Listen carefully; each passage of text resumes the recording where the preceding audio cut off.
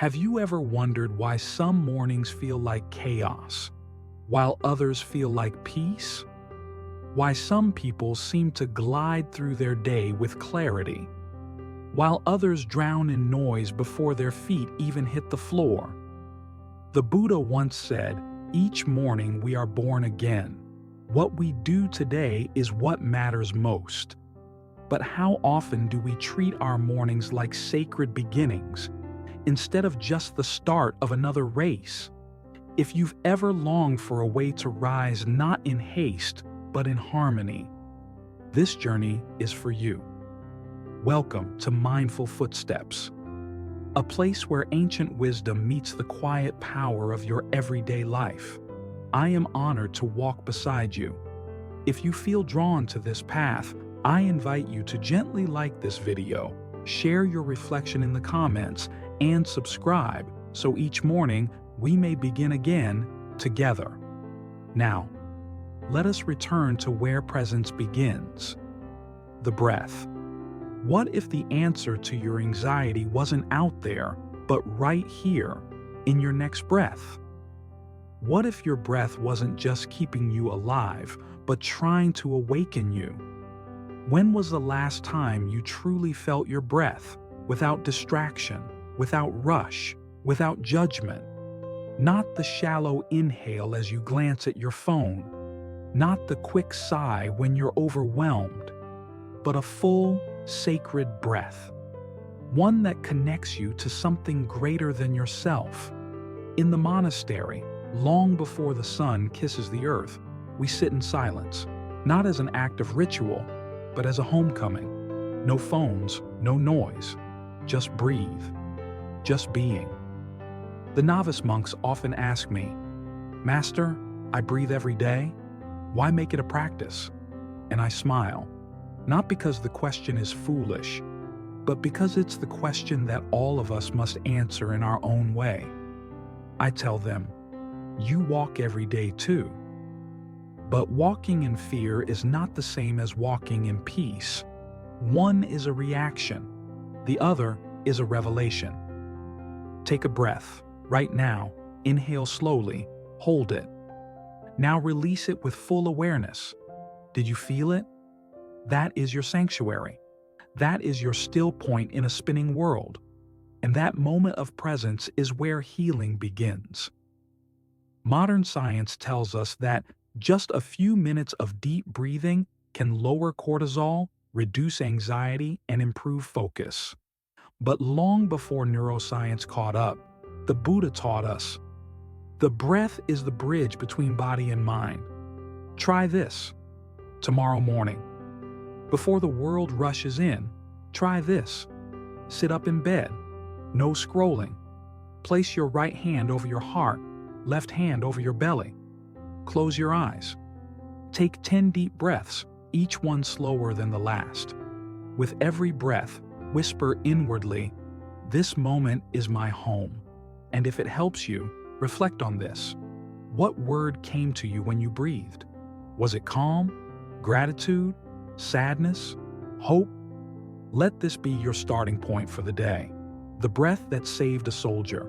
I once met a man, former special forces, decorated, respected, but inside he was breaking. Nightmares from war kept him hostage. He came to our retreat with no expectations, just desperation. We didn't give him therapy. We gave him breathing. One breath, then another, then another. 30 mornings later, he said to me with tears in his eyes, "For the first time in years, I'm not running. I'm home, right here, inside this breath." Ask yourself now, what if everything you've been chasing is already within you? What if clarity, peace, strength, they're not goals, but states of being you can enter right now? Overwhelmed, but a full sacred breath. One that connects you to something greater than yourself. In the monastery, long before the sun kisses the earth, we sit in silence, not as an act of ritual, but as a homecoming. No phones, no noise, just breathe, just being. The novice monks often ask me, "Master, I breathe every day. Why make it a practice? And I smile, not because the question is foolish, but because it's the question that all of us must answer in our own way. I tell them, you walk every day too. But walking in fear is not the same as walking in peace. One is a reaction. The other is a revelation. Take a breath, right now. Inhale slowly. Hold it. Now release it with full awareness. Did you feel it? That is your sanctuary. That is your still point in a spinning world. And that moment of presence is where healing begins. Modern science tells us that just a few minutes of deep breathing can lower cortisol, reduce anxiety, and improve focus. But long before neuroscience caught up, the Buddha taught us, the breath is the bridge between body and mind. Try this. Tomorrow morning. Before the world rushes in, try this. Sit up in bed, no scrolling. Place your right hand over your heart, left hand over your belly. Close your eyes.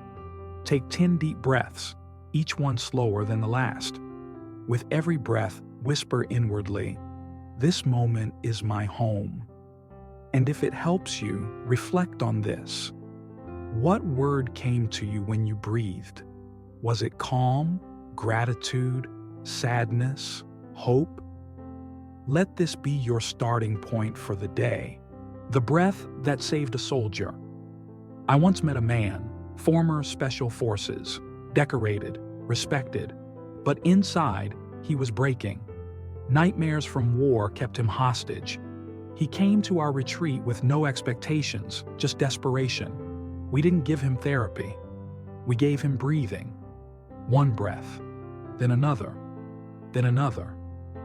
30 mornings later, he said to me with tears in his eyes, for the first time in years, I'm not running. I'm home, right here, inside this breath. Ask yourself now, what if everything you've been chasing is already within you? What if clarity, peace, strength, they're not goals, but states of being you can enter right now? Why gratitude as a sacred offering? Gratitude is not just a pleasant emotion. In Buddhist teaching, it is a sacred discipline. Have you ever stopped to consider this? What if the peace you seek isn't in something new, but in something you already have? Each morning, before we eat, before we chant, we bow. Not out of duty, but devotion. We bow to the Buddha, not as a god, but as a mirror of our highest potential. We bow to the day, to breath, to the sheer miracle of still being here. In our silence, we give thanks, quietly, reverently, consistently. You can do this too. Each morning, choose 3 things to be thankful for. Say them aloud, or write them down. Let them be simple: warm water, your favorite blanket, the smile of someone you love. Then pause, place your hands together, and bow, if not with your body, then with your awareness. Try this tomorrow morning. After your breathing practice, take 1 minute to list 3 things you're grateful for.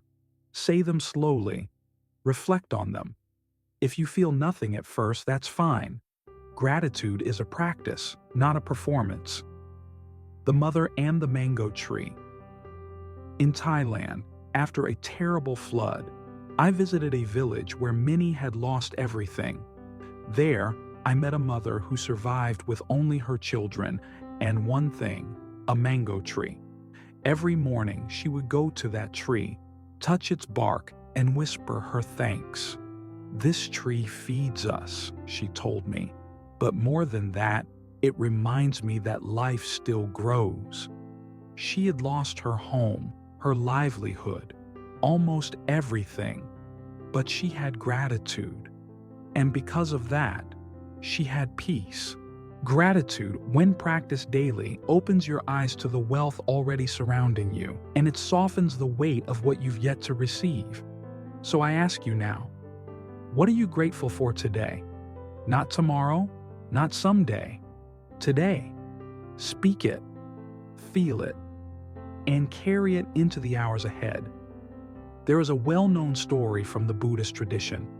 A monk was once spat upon by a stranger. The people nearby gasped, waiting for the monk to react, but he didn't. Instead, he simply bowed and said, "Thank you for helping me practice patience." He did not respond with anger. He responded with awareness, with compassion. That moment, simple and profound, reminds us of a truth. Compassion is not weakness. It is the highest form of strength. And in the early morning, before the noise, before the world pulls you in every direction, is the perfect time to cultivate it. You see, in Buddhism, compassion is not just feeling sorry for others. It's the realization that we are not separate, that the pain you see in someone else is not different from your own. When we practice compassion, we soften the walls around our hearts. We widen our gaze. We remember our shared humanity. Let me ask you something. Have you ever looked into the eyes of someone who wronged you and still wish them peace? It's not easy, but it's liberating. That's the work of metta, what we call loving kindness meditation. Try this tomorrow morning. Sit quietly. Let your breath settle. Bring to mind someone you love deeply. Picture their face. Then repeat silently, "May you be happy. May you be safe. May you be free from suffering." Then bring to mind someone neutral, a coworker, a neighbor, someone you pass on the street. Repeat the same words. Next, bring to mind someone difficult. Yes, even them, especially them. Say the same words, not because they deserve it, but because you deserve to be free from the burden of resentment. And finally, bring yourself into your awareness. Place your hand over your heart if it helps. Whisper the same loving wish inwardly. May I be happy. May I be safe. May I be free from suffering. It might feel awkward at first, even fake. That's okay. The heart, like any muscle, needs time to stretch. Let me tell you a story. A nurse came to one of our retreats. She was weeping. Years of caring for others, without pause, without rest, had left her feeling numb. She had given everything, and in the process, forgotten herself. We didn't give her advice. We gave her metta. Each morning, she practiced for just 10 minutes. Day by day, her presence changed. Her smile returned. Her energy softened. On the final day, she said something I will never forget. "I remembered why I became a nurse," she said. "Not to fix, but to love." So let me ask you, who in your life needs your compassion today? Is it a stranger? A friend? A person who has hurt you? Or is it you? Maybe the first light of compassion doesn't shine outward. Maybe it begins within. Try this practice and watch how your mornings and your heart begin to change. Intention as the compass of the day. Intentions are seeds, and what you plant at dawn will shape what grows in the sunlight of your day. In the monastery, we do not begin our chores or our chanting without first pausing and remembering our vow. It's not a plan. It's not a list. It's a quiet reminder of who we choose to be. Ask yourself this: if today were your last, how would you want to move through it? Hurried, scattered, reactive, or present, focused, and full of meaning? Setting a morning intention is how we shift from reacting to creating. It is how we remember the deeper thread running beneath our to-do lists and timelines. Try this. Tomorrow morning, after your breathing and gratitude practices, sit in silence for a few moments. Ask yourself, what quality do I want to embody today? Then let one word come to you, a single seed. It could be patience, courage, kindness, focus.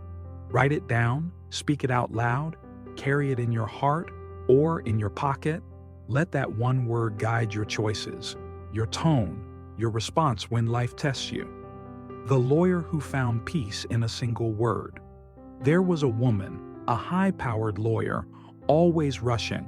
Courtrooms, phone calls, deadlines. She came to me exhausted. I asked her to choose one word. She chose calm. The next morning, she whispered it before brushing her teeth, in traffic, in court, with her children. Each time chaos rose, she returned to that word, calm. Weeks later, she said, I didn't change my job, I changed my presence. That is the power of intention. One word, one decision, one moment of remembering. So let me ask you, what word will guide your day? What kind of energy will you bring into your conversations, your work, your moments of challenge? Choose it. Write it. Live it. Let your intention be your compass. In Buddhism, the body is not seen as a burden to overcome. It is a temple, a bridge, a sacred companion on the path to awakening. We do not separate mind from body as modern life often teaches us to. We honor the body as the very place where mindfulness lives, breathes, and expresses itself. Each morning in the monastery, we walk, slowly, deliberately. One step, a breath, another step, a breath. The ground beneath becomes more than dirt. It becomes a teacher. The air that surrounds us becomes more than space. It becomes a prayer. Try this tomorrow morning. Before breakfast, before noise, before the momentum of the day takes hold, go for a walk. Not for exercise, not for steps on a watch, but for presence. Feel your feet touch the earth. Listen to the quiet rhythm of your steps. With each step, say silently, I have arrived. I am home. Let that be your mantra. Let your body remember it. You may find that this gentle walking becomes a form of prayer, a moving meditation, a way of rooting yourself before the demands of the world pull you in every direction. The story of Bella and her children. Bella was a mother of two. Her mornings were frantic. Wake up late, pack lunches, yell at her kids, spill coffee, regret, repeat. One day she came across the idea of mindful movement, just 10 minutes of yoga and conscious breathing. She tried it, and something shifted. She didn't tell her children. She didn't announce a change. But one morning, her youngest looked up and said, Mommy's not yelling anymore. Bella cried, not because she had become perfect, but because she had returned to herself. Her peace had rippled into her home. That is the quiet power of movement done with awareness. So now I ask you, what if the way you moved in the morning shaped the way you love throughout the day? What if your steps were not just functional, but sacred? Try it tomorrow. Walk not just to get somewhere, but to arrive in your own life. Let your body guide you back to your breath, and your breath guide you back to your soul. You are not separate from the earth you walk on. With each step, you return home. Eating with awareness, nourishment as a meditation. What if your next meal wasn't just fuel, but a form of prayer? In the monastery, our meals are taken in silence. No one speaks, no one scrolls. There is no music in the background, no multitasking, just food and presence. Before we take the first bite, we bow. We bow to the rain that fell, the sun that shined, the hands that harvested. Each bite becomes a chant, each swallow, a vow. You see, we don't eat to fill ourselves. We eat to remember that life sustains life, to remember that food is not separate from the sacred, and you can practice this too. Try this tomorrow morning. Before your first bite of breakfast, pause, look at your food. Don't judge it, don't rush, just look and say silently, thank you. Then take your first bite slowly. Taste it, feel it, chew until you're fully aware of what you're receiving. Put down your fork between bites if you need to. No screens, no rush. Let the act of eating become a meditation. Let your meal be a mirror, because how we eat reflects how we live.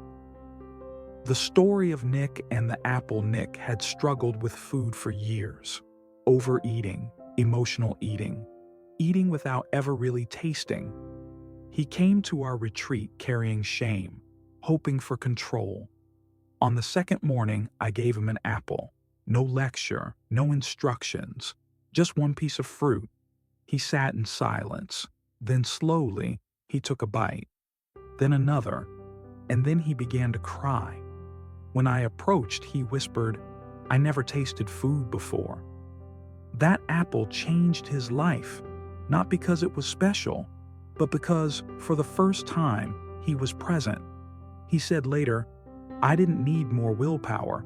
I needed more awareness." So I ask you now, when was the last time you truly tasted your food, not just ate it, but honored it, felt its texture, gratitude for its journey? Try this tomorrow morning. Even if it's just a slice of toast or a sip of tea, let that simple act become sacred. You may find that eating with awareness feeds more than your body. It feeds your spirit. It reminds you that every moment is a chance to return. Bonus habits from the monastic life beyond breath, gratitude, compassion, intention, movement, and eating. There are smaller, often unnoticed morning rituals that shape the foundation of monastic life. Though simple, they carry profound impact. These habits are not tasks. They are ceremonies. They are ways of remembering what is sacred in the ordinary. You may choose one or all, but try them and see how even the quietest act, when done with reverence, becomes a doorway to peace. Wake before the world. There is a silence before the world awakens, a stillness untouched by noise, screens, or urgency. This is the hour of clarity. In the monastery, we rise before the sun, not as punishment, but as praise. Before dawn, the world is soft, the mind is open, the spirit is near. Try it. Even just once this week, set your alarm an hour earlier. Sit with the silence. Let it teach you what the noise has made you forget. Clean your space as ceremony. When we sweep the floors of the temple, we do not rush. Each motion is mindful. Each act is service. The dust is not just dirt. It is the past, gently released. So whether it's your desk, your kitchen, or your bed, clean it with intention. Let the clearing of space become the clearing of mind. As you fold, wipe, or rearrange, whisper inwardly, "I am making room for peace."